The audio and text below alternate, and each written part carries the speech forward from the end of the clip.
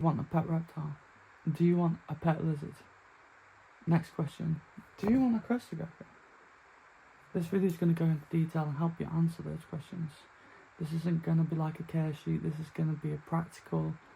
It's going to be based on experiences that I've had keeping crested geckos for a number of years and been successful raising young to adults.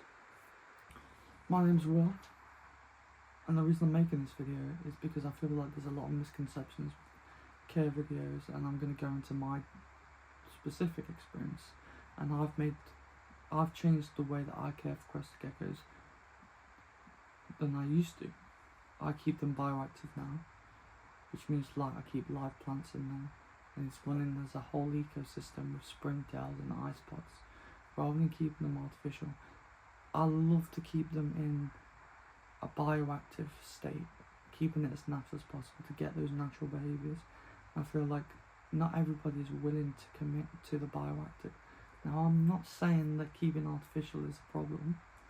Keeping artificial can be, it's much easier to care for. You don't have to make as much of a mess. It's simplistic and it still looks okay. Plants don't die if you don't have the right lights or parameters in the enclosure. You don't have to worry. You can place it however you want, but I personally like keeping bioactive just because I think it looks fair.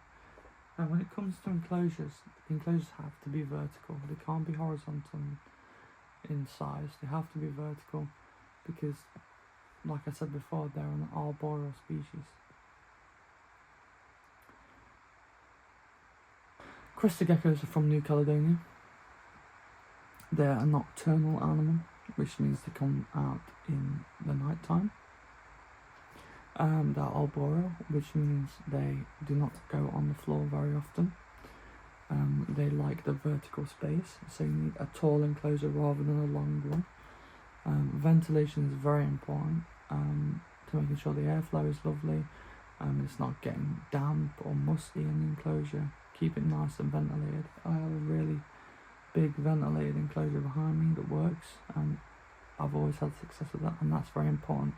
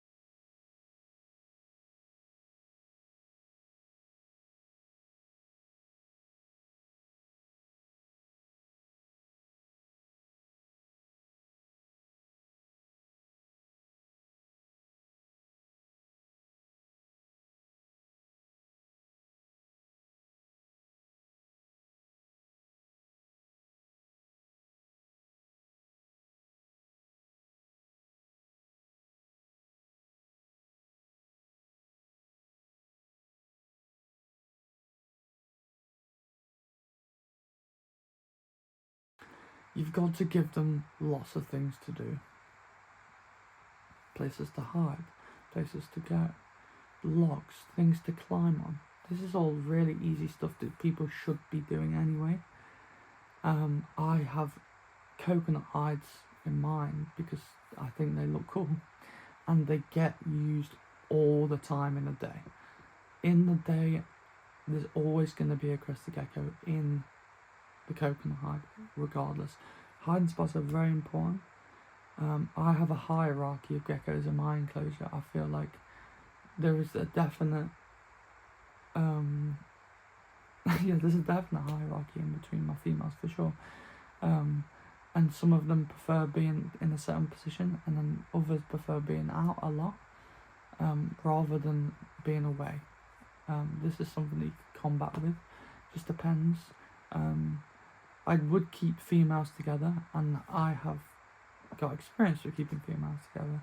I had a male in with my females for a while, and I have had breeding success. But that's not going to be in this video, that's going to be in a different video. But I would keep males separate, never keep males together. You can keep females together, and that's not a problem. If you were to keep males and females together, please do not put them one-on-one. It's a terrible idea. I have never done that. I've kept males with 2 females or more. I feel like that is a decent ratio, but I wouldn't keep them in there long term because the effects can be completely catastrophic. Your females can get overworked, overused, overtired. They're gonna breed when they get to adult. It's non-negotiable. This is gonna happen. When it comes to heating and humidity, now this is the one I feel like I see that most people are not, as a collective, among the community. Is UVB bulbs necessary? In my opinion, absolutely. I think UV is absolutely necessary. First of all, if you're keeping bioactive for your plants. Secondly, they're nocturnal animals, they don't see the sun. They need UV to help regulate calcium in their body, any specific nutrients that you're offering to them at all. They need UV. Like they genuinely need it. And I have used non-UV and UV, and I feel like they're a lot more active when it's on. They're healthier in their body and in their size and weight. Now I have gone UV on my Crested, and I have done for a year or so now. I would not revert back to the way I was. I just absolutely think it's a necessary thing. Temperature is not as bad. I keep mine at room temperature, and they do absolutely fine. However, I have got a heat mat on the back just in case it drops too cold. I wouldn't say this is necessary. If you keep your room at like a 22, 24, I wouldn't say it's completely necessary. If you have that parameter set, I would definitely put, if you are to keep a heat mat, keep it on the thermostat and control it. Don't ever not control your heat mats, because you don't want it blowing up or melting anything, because that would not be good. With humidity, I mist my Crested geckos twice a day, making sure that they're getting the humidity, and always have a water bowl in their enclosure consistently, make sure it's full. My Crested geckos like being sprayed, but not all of them do. They do like a good misting on their bodies, and I think it's very important that, because they not all Cresties drink from standing water, so you have to spray just in case that they don't. Mine do. Mine will drink from a water bowl, and that's why I include it. In my baby ones too, I always keep a water bowl just in case that, to promote them from getting used to one. I think putting one in there is an absolute must regardless. I think you have to use it just in case you forget. Some people can forget and they get really busy, but I would always make sure you put in a water bowl. It's very important. When it comes to food, I offer them a powdered formula, Crested gecko diet, which goes into their enclosure. When you mix the powder with water, so 2 parts water, 1 part formula. Now this will sit on the back, so you don't need to worry about that. That's all good. But it comes out into like a baby formula consistency. With fruit, there's loads of different flavors, tons and tons of different flavors. Mainly fruit based. It contains all the supplements that they need. I always put calcium on my feeders as well, just in case. And then with the UV, like I said earlier, that can then be properly retained in your animal, and there's no There's no metabolic bone disease going on, no MBD. I had to think there for a second. But you don't want to do that. I offer insects like 2 to 3 times a week, depending on how many. Since I have 3 girls, then making sure that they all get the right amount of food is very important. I don't want them to be underweight or unhealthy at all. When it comes to handling, I have 3, like I said, 3 adult females. Not all of them like to be held. This is Milky Way. She is a rescue that I rescued, and she is a healthy weight now, which is very nice. She has a little bump on her back. She doesn't mind being held. I have one that is very, very skittish.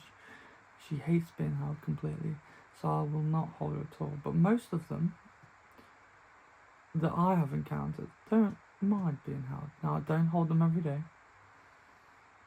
I don't. I'll hold them a couple of times a week. But since I have 3, I might get them out. I have to get them out separately. I don't want them all messing about. But they are quite a sociable animal. I like letting them out and have a little roam around and get some exercise outside the enclosure as well. But obviously monitor them, make sure they're okay.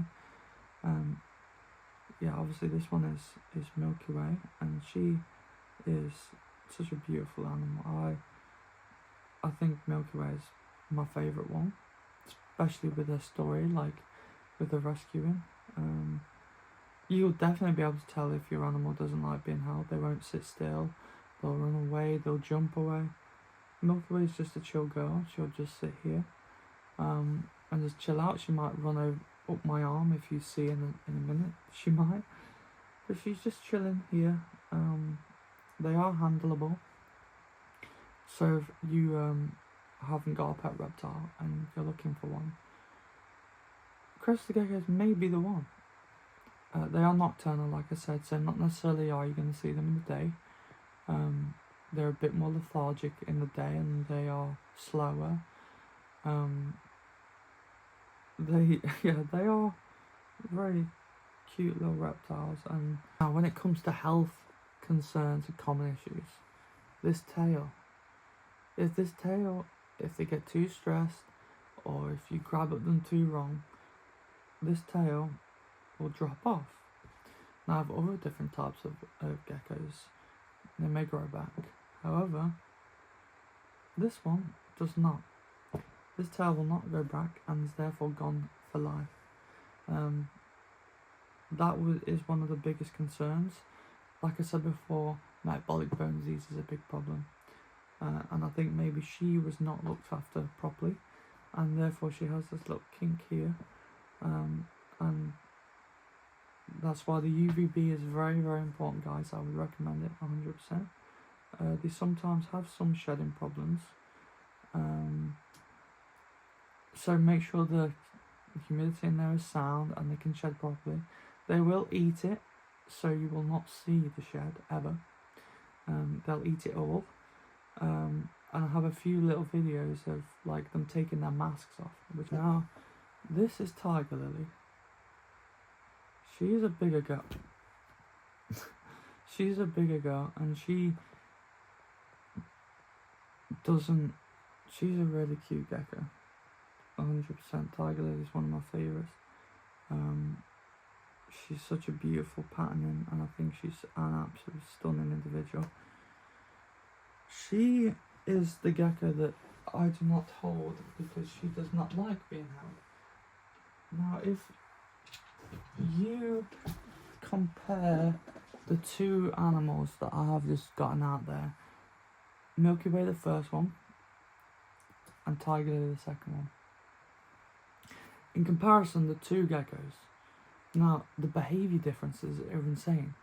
Milky Way is very, very calm, going up my arm, walking from my hands to one and another. Tiger Lily, jumping about, wanting to get away, does not want to be held. Now, you will know your animal based on the behaviour that it's showing. Now, I won't hold Tiger Lily very often because I know that she doesn't like it, and this is very important that you do recognise your animal's baby, and you'll know your animal if you get one. Now this is just the luck of the draw. She doesn't like being held. I've tried holding her for a consistent period of time. She just does not like it, and this is okay. But just don't overstress your animal, because this can be a very big problem. Don't do small enclosures, give them more. Don't cramp them, give them lots of things to do to exert natural behaviours, and you'll see your animals come alive. This is what you want. You want a nice big enclosure. You want to give them UV. You don't have to do live plants, but I would recommend doing live plants. And just give them as much of a life as you can possibly give them. And don't assume that they are low effort. Like, give them as much as you can to do, and just put time and effort into your animals. Like, that's all I would say. This is Ash, and this is an example of a crested gecko without a tail. She came to me this way, and she's just a sweet girl. She loves being held too.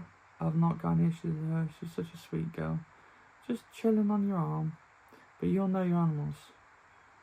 You'll know your animals. If you've got any questions, feel free to drop them in the comments. This channel is going to be about reptiles, care, and my experience going forward. I have lots of different invertebrates that I want to show you guys. And yeah, like, subscribe, stay tuned for more. Goodbye.